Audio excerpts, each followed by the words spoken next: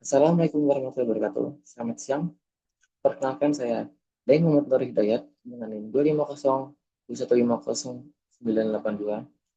Saya akan mempresentasikan proyek yang berjudul Konservasi Terumbu Karang sebagai upaya mendukung keberlanjutan ekosistem laut di Kepulauan Seribu. Proyek ini bertujuan untuk memahami penyebab kerusakan terumbu karang di Kepulauan Seribu, menganalisis dampaknya terhadap lingkungan dan ekonomi, serta mencari solusi konservasi yang efektif. Dalam presentasi ini, kami akan menjelaskan temuan di lapangan, faktor penyebab kerusakan, dampak ekologis dan ekonomi, serta solusi yang dapat diterapkan untuk menjaga keseimbangan ekosistem laut. Latar belakang masalah, Pulau Seribu merupakan salah satu kawasan konservasi laut yang memiliki keanekaragaman hayati tinggi. Namun, saat ini ekosistem terumbu karang di kawasan ini mengalami kerusakan akibat aktivitas manusia dan faktor lingkungan.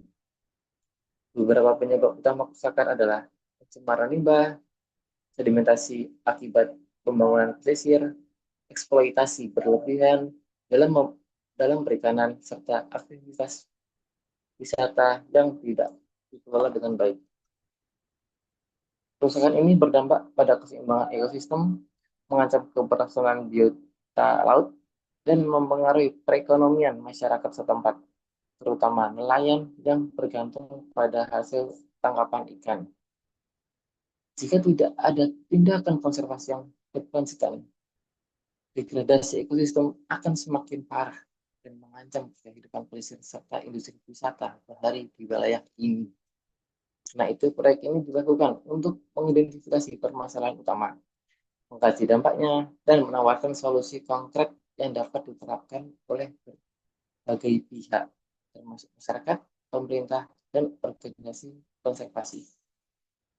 Selanjutnya, rumusan masalah. Dalam proyek ini ada beberapa pertanyaan untuk menggali lebih dalam tentang permasalahan yang terjadi pada terumbu karang di Kepulauan Seribu. Pertama, apa saja faktor penyebab kerusakan terumbu karang di Kepulauan Seribu? Kedua, bagaimana dampak kerusakan terhadap ekosistem laut dan hasil tangkapan nelayan? Ketiga, bagaimana peran masyarakat dan pemangku kepentingan dalam upaya konservasi? Yang keempat, strategi apa yang dapat dilakukan untuk menjaga keseimbangan kegiatan ekonomi dan ekologi di kawasan ini. Pertanyaan ini menjadi dasar dalam perancangan metode penelitian dan pengumpulan data yang kami lakukan selama proyek ini.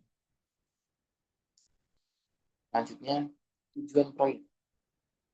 Proyek ini memiliki tiga tujuan. Pertama, untuk masyarakat, yaitu meningkatkan kesadaran masyarakat lokal mengenai kepentingan pelestarian terumbu karang, mendorong keterlibatan masyarakat dalam dalam kegiatan konservasi seperti eksploitasi karang dan pengelolaan limbah pesisir. Yang kedua, untuk mahasiswa, membantu mahasiswa memahami konsep dan praktik konservasi terumbu karang, dengan melibatkan mahasiswa dalam kegiatan penelitian dan pengambilan data lapangan. Yang ketiga, untuk ekosistem, memulihkan keanekaragaman hayati laut melalui rehabilitasi terumbu karang, mendukung perubahan ekosistem laut agar tetap produktif dan seimbang. Oke, selanjutnya, metode pelaksanaan. Untuk mencapai tujuan proyek, ada tiga metode. Pertama, observasi lapangan. Yaitu saya melakukan snorkeling dan fotografi bawah air laut untuk menunggu kondisi terumbu karang. Data yang kami kumpulkan digunakan untuk mengidentifikasi area yang mengalami degradasi parah. Kemudian yang kedua, focus group discussion. Kami mendiskusikan dengan nelayan, operator wisata, dan masyarakat lokal kesalahan yang mereka hadapi terkait ekosistem laut.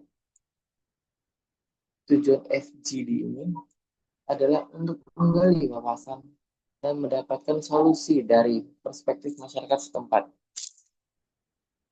Yang ketiga, wawancara dengan ahli. Kami mewawancarai ahli kelautan dan organisasi konservasi seperti WWF untuk mendapatkan wawasan ilmiah tentang konservasi terumbu karang. Selanjutnya, temuan di lapangan penyebab kerusakan terumbu karang. Hasil observasi dari wawancara menyebabkan kerusakan terumbu karang yaitu satu, aktivitas manusia yang merusak ekosistem, yaitu praktik penangkapan ikan yang merusak seperti penggunaan bahan peledak dan racun menyebabkan kerusakan struktural pada terumbu karang. Kemudian terumbu karang yang hancur memerlukan waktu lama untuk pulih dan menghambat regenerasi ekosistem laut. Yang kedua, pencemaran laut dan limbah. Pembuangan limbah plastik dan domestik dan industri mencemari perairan. Kemudian limbah ini menyebabkan degradasi kualitas air dan dampak langsung pada kesehatan ekosistem laut. Yang ketiga, pariwisata yang tidak terkelola. Itu aktivitas snorkeling dan diving yang tidak terkontrol, sering menyebabkan kerusakan fisik pada terumbu karang. Wisatawan dan operator wisata yang tidak memiliki regulasi cenderung merusak habitat alami karang dan membuang sampah dan meletakkan jangkar kapal sembarangan. Kemudian penurunan berkurangnya habitat alami menyebabkan polusi ikan dan biota laut dan menurun drastis mengancam keseimbangan rantai makanan di ekosistem laut. Hasil tangkapan ikan menurut akibat berkurangnya populasi ikan yang bergantung pada terumbu karang sebagai tempat mencari ikan, mencari makan, dan berkembang biak.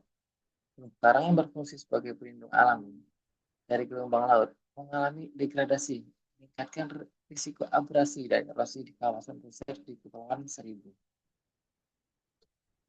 Kemudian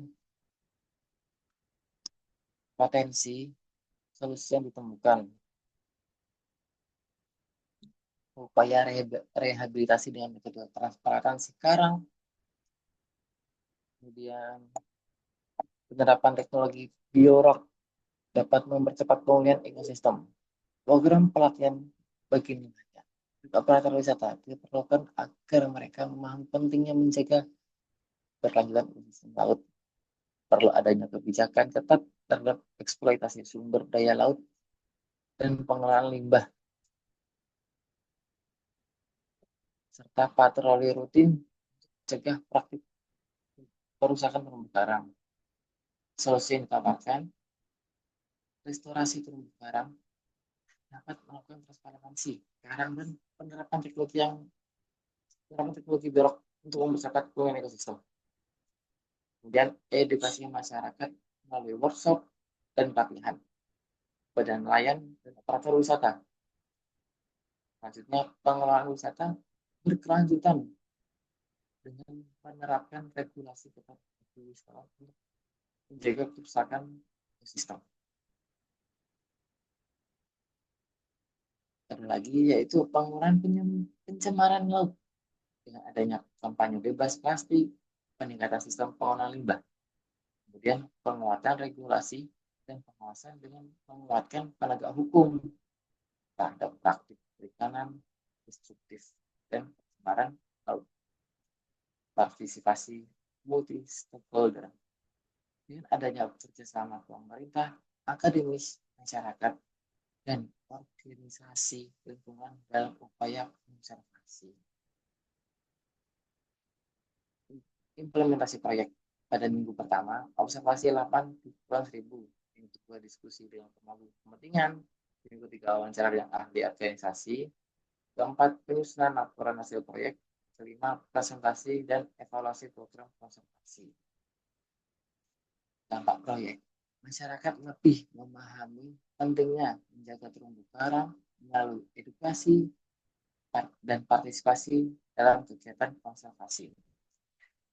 Implementasi transplantasi karang dan pengurangan siklus merusak membantu meningkatkan keanekaragaman hayati nelayan dan pelaku wisata saat sistem yang lebih sehat mendukung keseimbangan antara konservasi dan ekonomi.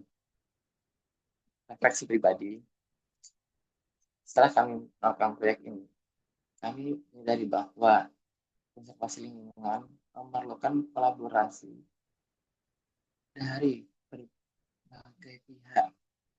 Kami belajar bahwa edukasi, regulasi, dan inovasi teknologi seperti biorok dapat mempercepat pemulihan terumbu karang.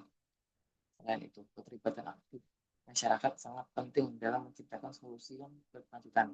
Pengalaman ini mengajarkan untuk berpikir kritis, beradaptasi dengan permasalahan lingkungan, serta meningkatkan kesadaran akan pentingnya menjaga keberadaan ekosistem laut.